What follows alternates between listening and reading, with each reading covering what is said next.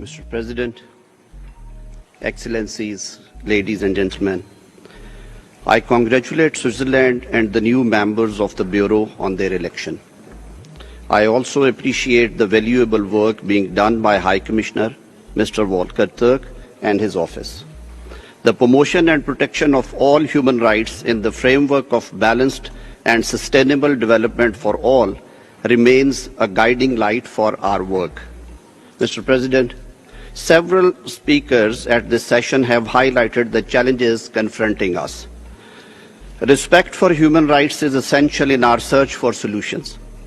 As an aspiring six-time member, this conviction underpins Pakistan's unwavering commitment to this Council's mandate. In recent months, Pakistan has undergone 2 reviews by human rights treaty bodies. We value their expertise and look forward to continuing our engagement. In January 2023, Pakistan underwent its 4th Universal Periodic Review. We welcomed and supported a majority of recommendations received from states. We have worked diligently in the past 2 years to implement them. I am pleased to inform this Council that Pakistan intends to submit a mid-term report on UPR implementation. Also, I have the honor to share that Pakistan will resume its voluntary support for the office, starting with the trust funds for victims of torture, UPR implementation, and participation in the Council by SIDS and LDCs. A renewed commitment to international cooperation and advancement of all human rights is required.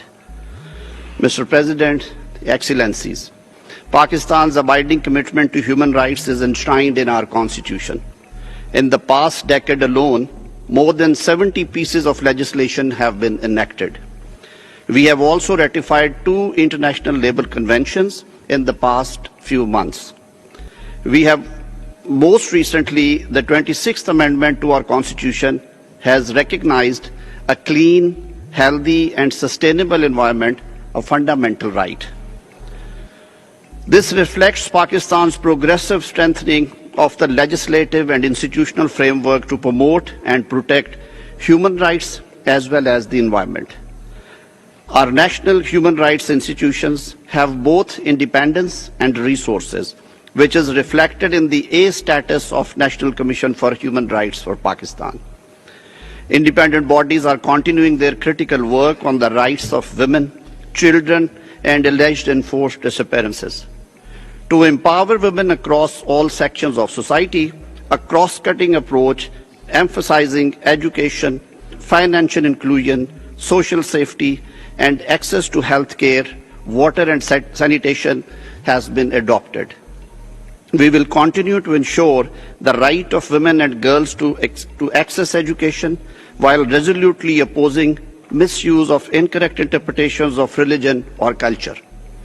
Strategies are being implemented to counter violence against minorities. Mr. President, the denial of self-determination to people under military occupation remains the root cause of conflict and the biggest threat to human rights. For almost a year and a half, Israel's atrocities in illegally occupied Palestine, especially Gaza, has outraged the conscience of the world. Israel's actions leading to forcible displacement and demographic re-engineering are outrightly unjust and run counter to the very precepts of international law. Excellencies, the contours of a just, comprehensive, and lasting peace in the Middle East have long been agreed by the international community. They must be implemented. In Indian illegally occupied Jammu and Kashmir, the denial of Kashmiris' right to self-determination is making a mockery of UN Charter, UNSC resolutions, and international law. Meanwhile, sham elections and promises of investment are put forward to accuse demographic engineering and population transfer into the occupied territory. Pakistan requests the High Commissioner's Office to continue monitoring the situation and update its Kashmir reports. We urge the Council to establish a commission of inquiry recommended by Office for a thorough investigation into the utter disregard for human rights of Kashmiri people in Indian-occupied Jammu and Kashmir. Pakistan is also alarmed at the surging tide of discrimination, hostility or violence on the basis of religion, including Islamophobia. Mr. President, the Council has made valuable contributions. Together, we can achieve even more.